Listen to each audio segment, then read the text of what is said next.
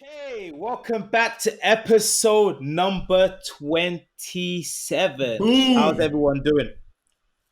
Great. High energy is high. No, not high. Energy is high. Episode 27. We are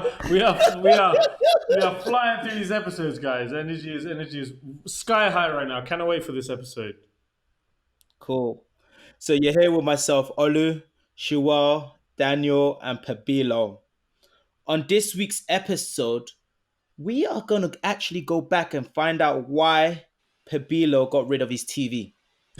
So I think a few weeks ago we were talking about reading and how Pabilo read 52 books.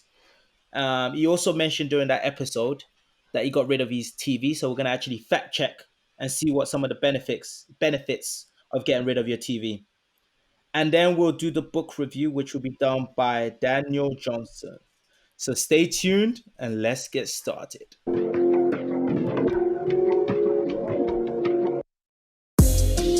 Take off, take flight with you. For we never fly, but we're flying. So P.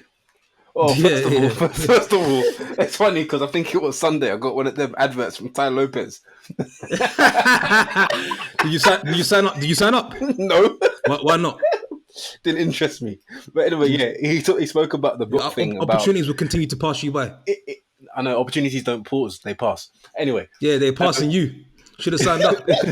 no, but yeah, no, but it just reminded me of the episode because he spoke about books. Anyway, you mentioned in an episode quite a while ago that you didn't have a TV. I don't know if this was on record or off air, but it really intrigued me. So I really want to understand before we get onto the proper subject of TV. But why did you get rid of your TV?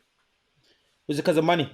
TV license. The TV license is funny you said that. TV license is very expensive in Switzerland. Very expensive. It wasn't. Whether you have a TV or not, you still have to pay it because you have internet. That's another topic. Was it because of Arsenal? No. It was. I think. So, well, I'm trying to think. What was the sort of click moment? I think. So I've got a couple of things listed down here, but I'm trying to go back. I'm trying to recall back as to what was the reason why I really. I think, honestly, it was around the same time I found myself reading. Okay, so a couple of points, and I'll just share them. So it was around the point when I was in the habit of reading, so a book a week, and found myself probably reading about an hour and a half in the evenings, and it got to a point where I wasn't even needing the TV anymore. And the great thing about your wife or whoever's around you is whatever you end up doing yourself, your wife will follow. So Lauren was also reading a lot, so we didn't use the TV, but the way our sitting room was positioned, it was facing the television. So we had like everybody's sitting room. So you have the couches facing television, and I thought to myself, babe, we're not using this television. Should we put it somewhere else or put it downstairs? So around the reading, but really what it comes down to is when anyone can do this exercise. If you're working a 9 to 5 and your goal is to build something meaningful on the side to eventually scale up where you can actually rely on it from a full-time standpoint, you don't have much time in the day to do that. And one person showed us, if you look at your sort of life, where you are now, say 30 to the age, and you're looking to retire, some people 35, 40, 50. So you've got a time span in which you're trying to get something done. If you then clock up the number of hours, so 9 to 5 you're working, most people work beyond that, clock in the number of times, clock up the number of hours you need to eat, spend time with family, you'll find during the day you don't actually have much time to work on that thing you're trying to do on the side. And so I had to start looking at parts of our lives where we can sort of reduce or cut out. And one of them was television, because I didn't find personally it becoming sort of bringing any value whatsoever. I needed to. I told Lauren, we need to develop our own program versus being programmed by what's on the television. I thought it got quite fascinating, because you go into anyone's house and everything is facing towards the television. Now, unless that television is producing something of real value, I don't know why everything is geared towards the television. So I actually got quite disturbed at the way we all position our sitting room to face the television. The other thing that also got to me was, this was before we decided to take the decision to really take it out, is I would come home from work and it would actually pain me to see Lauren watching the television, because I know she's not getting anything out of it. And it's almost like if you watch somebody watching television, they look like they're going dumb by the minute. But doesn't that not depend what you're watching? It's true, but most people are watching. Okay, I think it comes down to once you start to align your core values and what it is you want to start working on, you will find that television, you don't have any time for what's on the television. Unless now, again, you can go back to obviously what you're watching. You may decide to put on an informative Netflix special or documentary, but to be honest with you, it's for the most part, for most people watching television, it's really a non-value add. So what we decided to do was the following. Instead of having one couch or two couches that face the television, we'll have a couch that faces each other. And our quote unquote television is myself and Lauren having discussions in the evening and debating ideas and topics and things that we want to do in the near future. So we've replaced the television with what is much more now of a therapeutic discussion in the evenings. And it allows us to have more time to do things which we feel are adding much more value to our lives. So what was interesting, I think, is once you find something that you think is more valuable to replace the television, you'll never look back. So once we put it, I only brought it up one time, which was for the World Cup final. Shaw was round, and I brought it up to the sitting room and put it back down again. But I don't miss it. And if you also think still own a TV, you're just taking it down. It's downstairs in the cellar. But Okay, got I should sell it, to be honest, because I really don't see. I just don't see the value. I really don't, because if you think about it, we have our phones, we have our laptops, and we also have television. Okay, and so that was a few points as to why we got rid of it.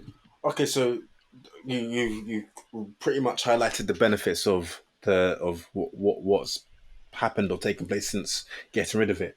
What are the drawbacks? So when you find you do want to watch something, do you ultimately just turn to a laptop or PC to maybe tune into something on live TV, or do you go on YouTube? Because I'm sure you haven't completely. Okay, you might have eliminated the TV, but you might not have eliminated all content that you would have consumed through a TV completely in your life.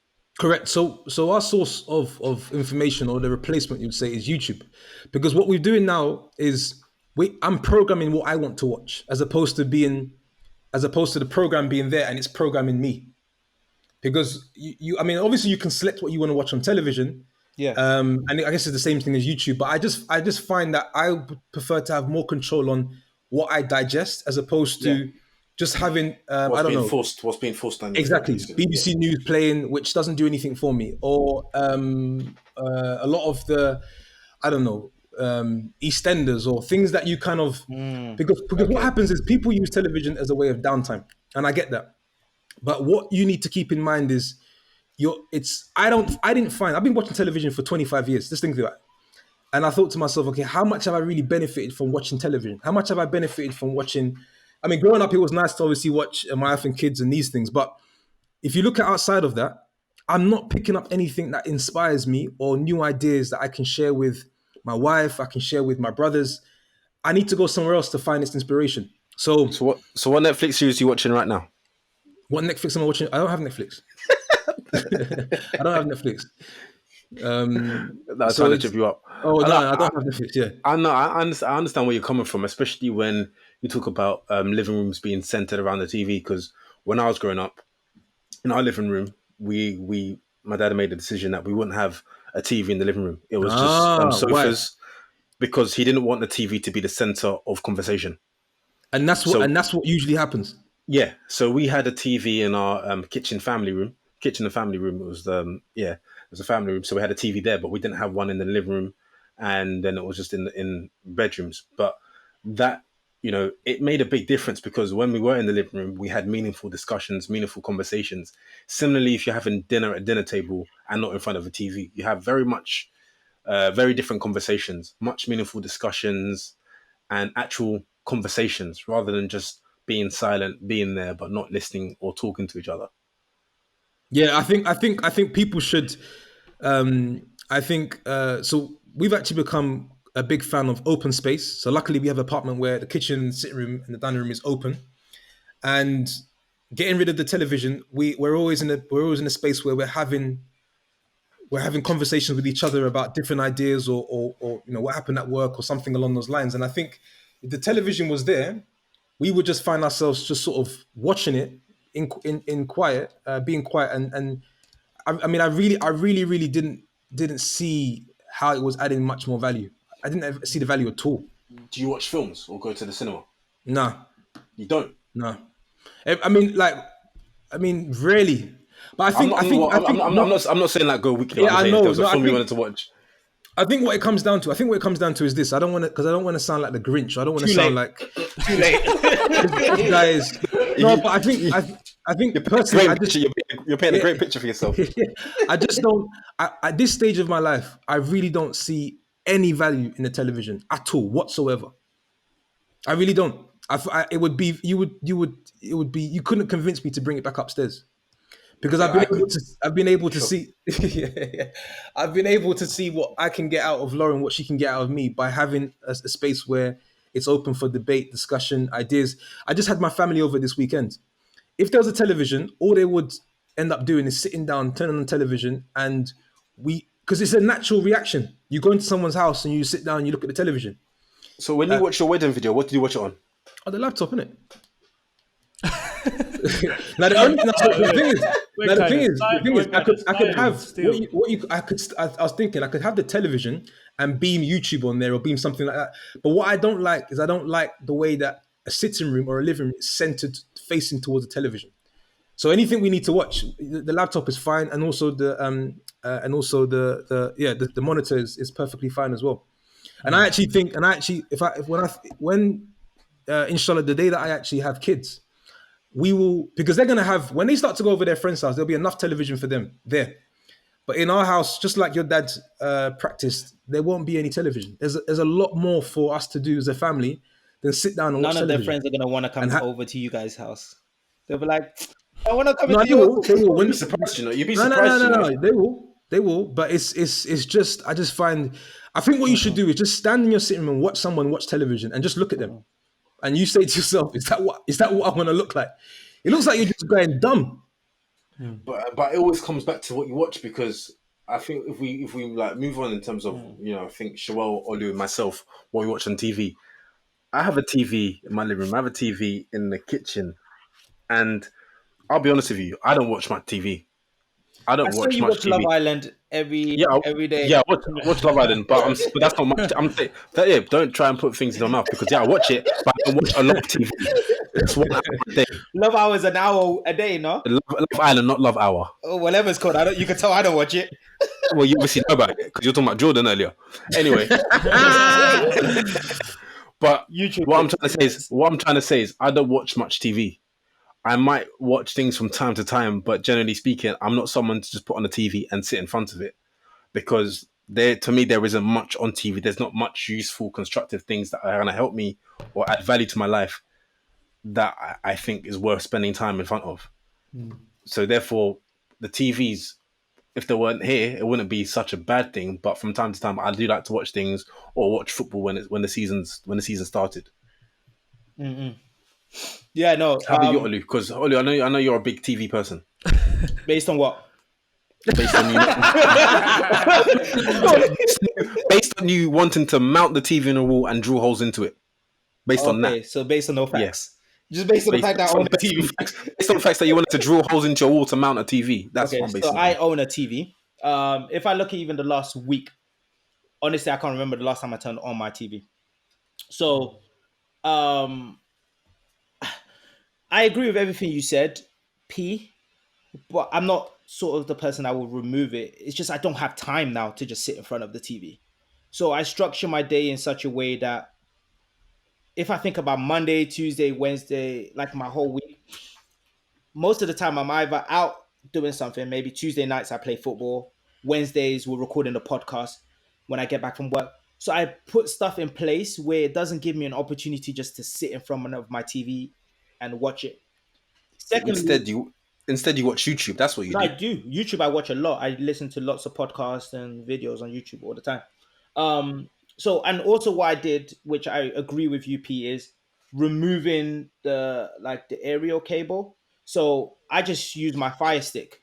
So I pick what I watch, because I don't like the fact that you can just turn on a TV screen and just consume something that someone selected, because a lot of it has got certain messaging, political, social views that you might not agree with, but it's just if you watch it constantly, like there's some people that might turn on BBC One or BBC Two and just watch it for 5 hours straight with ads and everything that comes to you. You're being programmed a certain way. I think the key thing is how do you structure your life so that you don't find yourself just sitting in front of a TV screen and just consuming.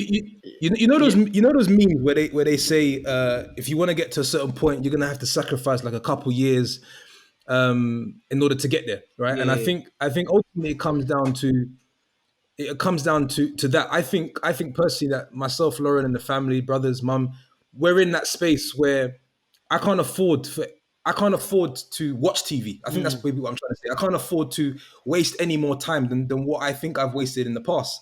And perhaps when I get closer to that point that we're working towards, maybe then I'll say, look, we can afford to watch television now. We can afford to sort of spend that time. But right now, if you come to my sitting room, what you'll find is 2 couches, the office space is in the corner, and I've got a whiteboard on the wall. That's what we use. Yeah, I got a whiteboard in my bedroom. Any idea that it's in your head, take a pen and start jotting on the whiteboard, and we can discuss it. So it's I think it's about changing the dynamic, turning it in what I like to turn it into more of a laboratory, and use it as an incubator for ideas versus sitting there downloading information from I don't know what these BBC One programs, BBC Two, BBC Three. Bro, it's weak. I don't. No. Hey, cut that out. Because when Dynasties or David Attenborough comes on, I'm all over that. All over that BBC One. Don't even try me. Blue Planet, Planet Earth. I watch every single episode because it's education right there. I don't know what you're talking about, bro. But that's exactly. You don't know. You're out of the loop. That's fine. You're out of the loop. That's fine. I've selected my own loop. That's fine. I know. It's a loop of a dot. Well, you know what this reminds me of? Remember back in the day when you used to play Pro or FIFA, whichever one you used to play? And like when you were younger, you were like, I'll be playing this for the rest of my life. I don't know. I didn't say that. I didn't say that. Or maybe just me. I was just like, I'll always be playing Pro or FIFA. I was like, even if I'm 30, I'll still be. I can't remember the last time I picked up a console and actually. Yeah, it's true. Played. I feel like you just outgrow certain things. Well, not everyone, boy. Not everyone, but I think you outgrow certain things and you start to prioritize other things. And I think for me, I don't see myself getting rid of the TV, but I would never, if I find myself just sitting in front of the TV, that just means I'm prioritizing that versus doing or advancing in life, personal relationship, or because me sitting in the TV, I could be going out to meet up with friends. Me sitting in front of the TV, I can increase my skills or start a new business. Yeah. Me sitting in front of it, instead of that, I could be like, you're making a choice. I agree. So I think that's what people need to look at it as. Yes, sit in front of the TV if you want to, but understand that that's a choice, and you could be using that time. So the thing is, the reason why, and I'd done this before I learned what I learned in the book Atomic Habits, which will be a book review either for myself or Shua at one point. I heard about that book. One of the powerful lessons in that book was the best way to strengthen a muscle or strengthen a habit is, let's say, for example, you want to improve your level of focus when you're working. So what you decide to do is you say, I'll take my phone and I'll put my phone in the drawer. Now that phone is still nearby you. So at any point in time, you can always pull out the drawer and then take it back out and then start playing with it. The best way to improve your level of focus is to remove the phone from completely around you. So put it into another room, because it's about adjusting your environment to almost encourage that level of focus, to make it easier upon yourself. So I used the example of the television. Yes, the television could still be in the sitting room. And yes, we wouldn't necessarily have to use it. But the fact that it's not here, it basically guarantees we're not going to look at it, and we're going to focus sort of our evenings and our days on something else. So it's about really, you have to design an environment that is very conducive and encourages what habits you're trying to build at that phase you're in now. Because the thing is, the television being there but not turned on can be enticing for you to use every now and then. So that's kind of also the thinking. Design an environment that makes it easier for you to develop the right habits. Yeah, and I think the studies show, P, just to add that, the studies show that it's easier for an individual to adjust their environment a little bit than keeping their environment as it is and having that additional motivation for yourself exactly to get things done. So No, I fully agree. Oh, let me ask a question. Yeah. You remember you shared with the audience at one stage where you was in a sort of a low period. Yeah. You was trying to pick yourself up. How much television was you watching around that period? Little or none. It was more. You're more during that period of time. You're more sleeping. Is what you find yourself spending most of your time doing versus sitting in front of a television. But I think obviously people react differently to different things. So some people might find it easier just to sit in front of the screen and nothing. Sure. What do you think? I think with the how much TV do you watch currently? Who, me? So I'm, to be honest, TV, I was just thinking, I am probably minimum now. Like the only time my TV is on is when I have friends around and we're playing FIFA together. And even that is like once every 4 months if we're trying to do something like that. So I actually have a TV. When I moved back to Switzerland last year and I was getting my TV and internet. Internet and phone and everything set up. I actually only just got the internet because I realized when me and Pabila were living together previously, like 3 years ago now, we had a TV box, so we had all the channels. But when I came back this year, I realized all I need is the internet. I don't even need a phone line anymore. So since then, I don't even have the cable channels. I honestly think in the last just over a year that I've been back in Switzerland, I've probably turned my TV on probably 10 times in the last year, and 8 of those times have been when other people have been around, and it's more for a social aspect. That's the only time I'm using it now, where we have the intention of playing something together and having that kind of downtime together, chilling out, rather than me just sitting on the TV and flicking through content. Now, on the flip side, I still consume content on YouTube on my phone. Netflix, there was a period where I had it on my phone, and at the beginning of the year I actually wanted to reduce my Netflix consumption, so I deleted it, and then there was a period like 2-3 months where I got sucked into watching one particular TV show. Then I kind of binge watched that, and then I can't even remember now. I think it's called You. It's the one where you have the guy who's a bit of a stalker with the lady in the bookshop, and then you see how he's stalking her, trying to get into a relationship with her. Very random. But I started watching that because it was recommended by a friend. And then once that finished, I realized that I was again going into Netflix, downloading other shows to watch. And then there was like a 1 month period where my my Netflix consumption increased significantly. So then I realized that this is not good. So I actually again deleted the app, and then since then it's been fine. So for me, actually, my use of TV is low. The only time I use it is when I have the intention of playing with my friends, and that's more for social reasons. And maybe during the NBA season to watch basketball highlights, but they're like 8 minutes, so it's not too bad. You know, as we talk about this topic, I'm thinking more and more. So growing up, I've lost count the number of times my dad shouted at me to turn the television off. Yeah. Because I would basically come home from school, and at least from, say, 4:30 till 7, just back-to-back episodes on Nickelodeon TV, watching. And so he would always say to me, he would just shout. He wouldn't necessarily articulate and explain. He said, books.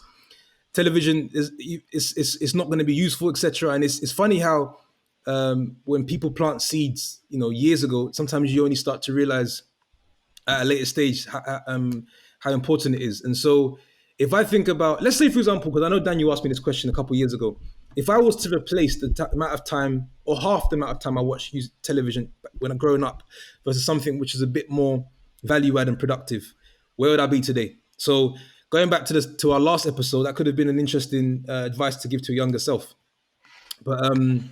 But yeah, it's again, I think it's the phase that one's in. But I just personally don't see the value whatsoever.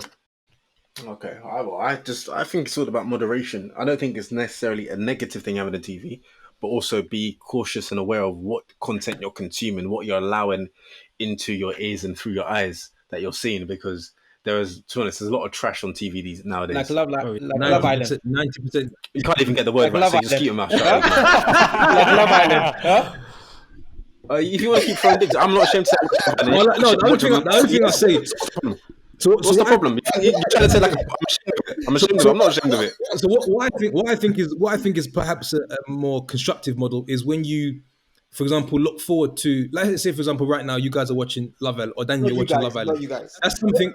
Wait, that's something which is going to come and You go. look forward to. Yeah. Yeah. So you actually appreciate television more because you're actually um, um, sort of waiting for Love Island to come on. You watch it for a couple of weeks and then it goes. So if I take my Yeah. example, for example, we're looking forward to when Power comes back on. We'll watch that over several weeks, and then I mean, not on The season ends. Yeah. not on the television, on our laptop, but the season ends. So it's Yeah. I think the novelty of what a TV can do and the joy it can bring wears off if it's a daily use. Every evening you come home from work, Yeah. and for example, this is the one thing that doesn't. This is the one thing that I would advise people against, which is you cook your evening meal, you sit down in front of the television, and then you're eating in front of the television. Why don't you sit with, it depends if you're married or you have a girlfriend, sit with your girlfriend or with your wife and have a conversation. Yep, agree. Because for example, we eat at the dining table every evening. Even like, forget the TV. If there's something on, we'll watch that later. But we'll eat at the dining table. There's nothing. It's a habit that I grew up with, and something I want to take in when we start a family. And sometimes, because you know how I like to eat in it, I don't even say anything. Yeah, 20 Sometimes, seconds done. Sometimes you're even better off eating in silence than watching television while you're eating. I'm telling you, you need to give the mind a space to come up with ideas. But you know me, boy. Sometimes I chop and not say nothing. No, the funniest, yeah. the funniest is when you're having dinner with P and he's midpoint and then he puts that food in his mouth and then it's just gone. The whole conversation is just. Come on, man. When you fast every year, you know how valuable food is, boy. Yeah, that's true. That is true. But then actually, the one thing that I would say is sometimes it's also to make sure you get that balance of reducing that content in front of the TV versus other devices like your phone and stuff. Because I think the idea of being militant with your time and efficient, I think the concept is something that we all are doing actually from the sounds of it. But then if you're transferring that time away from the TV and spending all of that time glued in your phone, and that's something that I think is common. If we look at screen times and everything, it's a common trend across the globe. I think then you're not really fixing anything. Maybe the problem's even getting worse because that device is much easier accessible than the TV in your living room. Yeah, to be honest, the TV can be replaced or swapped with anything, to be honest. But I think TV is just a prime example here. But, you have to be cognizant of what the or in inverted commas, the TV might be in your own life. Yeah. Perfect. Exactly. Okay. So, yeah. So, Daniel, pass it on to you for the book review. Okay, so the book I'm recommending and reviewing this week is a book called Who Moved My Cheese by Spencer Johnson. Anyone heard of it before? You related to him, Daniel? Are you related? I lied? Nah, he's not black. But I've not heard. He doesn't have to be black to be related to me, you know. True. True, very true. But no, I'm not relating to my knowledge anyway. But this is. And for anyone who listened to Pabilo's about 52 books in a year, for anyone who's thinking about starting to read, this is a great book to read because only 90 pages long. And I'm surprised P hasn't read it. But yeah. I don't just look up on the internet, you know. I don't just scan the internet for short books. Oh, is it? But no, okay. So the reason I read this book maybe 10 years ago, but it's actually a book I'm reading again because it's not just it's a book that can be applied to any time in your life. And the reason, I'll give a summary of the book and you'll see why. So there are 4 characters in the book. There are 2 mice named Sniff and Scurry, and then 2 humans who are the size of mice named Hem and Haw. And basically what they do, they live in a maze and are constantly finding cheese to survive. So that's kind of the understanding of the book. So in the book, the mice have a simple strategy. So they try and find each path, they test each path until they can find cheese and ultimately to eat to survive. But the humans think they're a lot smarter. And you'll see, if you read the book, you find out why it backfires. But basically, they find a ton of cheese one day and the mice basically don't think that's going to supply them for the whole lifetime. It's a lot of cheese. And they don't basically put all their eggs in one basket and just rely on that. But the humans think, they'll end up spending a long time here. So they basically just plant themselves and don't think of finding new ways. They just become arrogant and they just basically show off their cheese and take it for granted and just keep it like that. But like I said, the mice remain vigilant and are always ready to move if in case the cheese disappears, and always check and see if the supply gets lower. So they're constantly looking at the maze and finding new paths to potentially find new cheese. And ultimately, as you could probably imagine, one day the cheese runs out. The good thing about the mice, they foresaw this, so it wasn't a big problem to them. But to the humans, it was a major and big problem. They were blinded by their arrogance, and they had never left that area to look for more cheese. And what that represents is they were fearful to find out what's out there in the maze. They looked and found cheese in one place and basically stayed there and got stuck in the old ways and old habits, and started to believe that they were entitled to that cheese for basically the rest of their life. So the humans basically stay in that area, in that maze, thinking and hoping that the cheese will once appear again, and they blame each other for their problems. They start using tools to try and dig behind the walls because they think the cheese might be hidden there, but the cheese is just finished. And the long and short of it is the mice have moved on, they found cheese elsewhere, and one of the humans tries to persuade the other one to basically leave that area to try and find new cheese. But that human says no, they want to stay there and are hoping the cheese is going to come back. And the character, I think it's Haw, the name of this one is Haw, gets smart, decides to explore the maze and basically tries to say that there's going to be cheese elsewhere, and they leave signs for them on their journey on the maze to say, in case they ever decide to leave, that this is what the steps they're taking, the directions they're taking. And why this is important and how you can apply this to life, and why I want to read it again, is because in life you can become so complacent about where you're in life. You think you're entitled to certain things because you've had it for a long period of time, but really and truly you're not entitled. It's just been a privilege. And so the lessons that are written on the big wall, like change happens. That's why the cheese keeps moving. In life, you need to anticipate change. So get ready for the cheese to move. Monitor change. So smell the cheese often, so you know when it's getting old. Adapt to change quickly. So the quicker you let go of old cheese, the sooner you can enjoy new cheese. Change, which is move with the cheese. Enjoy change. So savor the new adventure and enjoy the taste of new cheese. And be ready to change quickly and enjoy it again. The cheese keeps moving. And the reason why that's really good is if you apply it to your own life, if you think about life or work, what stage are you in that kind of, what are you, the mice or are you the humans? Are you so fixated in where you are in the maze that you found the job you enjoy, that you're comfortable, and you've almost become arrogant in the sense of you feel like you're entitled to what you're doing every day? But really and truly, if that cheese was moved, for example, if you were laid off work, what would you do? Are you always anticipating that change in the move, that, okay, the cheese might move one day, I need to adapt with it, I need to be fast, I need to be quick? But it goes to say, in life, the cheese is always moving, adapt with it. Oh So, no, Olu, that's a good, yeah, Daniel. Like in terms of, I think listening to that and what your last point is, just how do you continually grow and invest in yourself? It's basically what like it's, and I think where you mentioned that point about getting comfortable with where you are in life, it could be work, personal, relationship, etc. Unless you continue developing and investing in yourself, if something happens, if there's some sort of change, you will be fine. And it's like what we always say, where it's yeah, like, guys, invest in yourself. Like, don't just get comfortable in a corporation, in a business, because one day you can end up on a restructuring sheet and they could be like, it's time for you to go.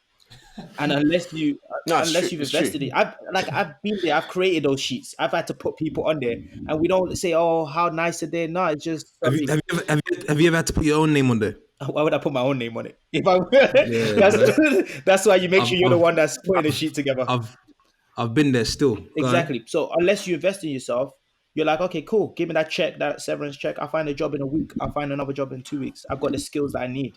So that's why you just always need to Yeah, invest in yourself. that's very true, because even when Hem and Haw were the your human sized mice in that story, when they were in a situation where the cheese had finished, they started blaming each other. Basically, they blamed everything but themselves. They blamed the circumstances, they blamed each other for the cheese finishing, but they couldn't look in the mirror and say that it was their fault that they hadn't explored other avenues, other paths in the maze to find new cheese. No, that's really good. Joel, question. So this book then, no, I'm trying to think how I word it. It's 90 pages. It's very quick. And to be honest, 90 pages. you can read it in a day. I would recommend. The thing is, the book is so captivating. You will read it in a day. Like you will end up walking. You will end up walking and read them because it's actually it's very interesting. Very, very interesting. So Daniel, if you had to recommend this book to someone in Yeah. in 2 sentences, how would you do it? If I had to recommend it, Yeah, to someone in 2 sentences. Say You say something like the only thing that's constant in life is change. Find out why. no. Well, yeah, it's simply that. That if you can, that will be perfect actually, because then even the name of the book is quite captivating. Like, who moved my cheese? Because it's already personal. Who moved my cheese? Because everyone has a cheese in their life. What if you don't eat cheese? What if you're lactose? This guy, bro. This guy, bro. I was waiting for it. That's either neither here nor there. Now, Olu's been difficult. I was being difficult in the last episode. Now this guy's being difficult. Hey, he just likes to be like that, especially towards me. So there's this saying, yeah, and I want to, it's basically general advice, which is do something that you fear every single day. How does someone who lives, who most of their week is consisted of the same things, do something scary or on edge for the first time? Because that's one of the ways that you keep strengthening that muscle of being able to adapt with change. You're used to doing something different every single day. So how do you do that? Because when I read it, I think, okay, cool. Today's Wednesday. I'm going to go in on Thursday and do something different. And then it just fades. Then I forget about it. What do you mean by that? So have you not heard the saying, which is do something that you Yeah, I've heard it. That's what I mean. So how have you tried to practice it, or are you practicing it? Well, it's similar to like eating the frog, because I think it was even yesterday, I had to call a client, and it wasn't favorable news, but I'd been putting off for so long. Like I had a half day the day before, but it's like, oh yeah, I'll do it tomorrow. And I thought, you know what? Let me just do this. So I called the client, and then I explained the situation, everything, and it went a lot better than what I thought it would. And the reason it went better, the reason why I was fearful is in the past few weeks, I've had kind of a similar situation with clients where it hasn't been favorable. And the amount of pushback and blasting I got from them, it wasn't nice. So you're kind of basing a future event you're basing a future event to a past event, and the future event hasn't yet happened. But I was basing it on past experiences, and that's why I was putting it off. But as I just kind of did it in the morning, it made me feel a lot better, and I just got on with my day and did other things. Yeah. No, I think that's something that we don't do enough of, P. But I love that feeling. I love that feeling when I get nervous or scared again. Because honestly, Don't lie, because is that no, I honestly love it. Let me give you an example. So last week Monday, by the time people listen to it, Nathan and I have a business meeting with a client. And the excitement I got in terms of the nerves of like, okay, let me over prepare. What's all the particular questions that he might ask?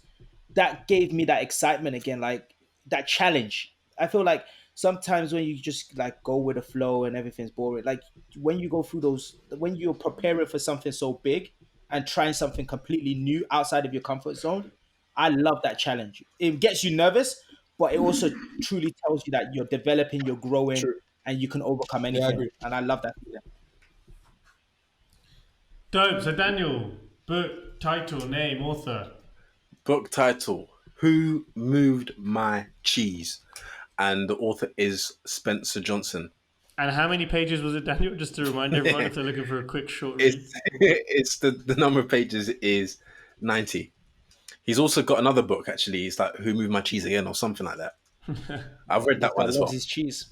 No, because it's a nice anecdote for life, and it just helps you think of something that's not, it's like a self-help book, but it's not directly titled for you to think like that. So it's useful. Cool. So thank you for listening to episode 27 of Take Flight Podcast. We hope, as always, you found it insightful, enjoyable, and funny. If you have any feedback for us, please email us at takeflightpodcast@gmail.com. Similarly, you can DM us on Instagram, and our handle is at takeflightpodcast. Peace. Boom. Happy Friday, people. Take off, take flight with you. Yeah, for we never fly away.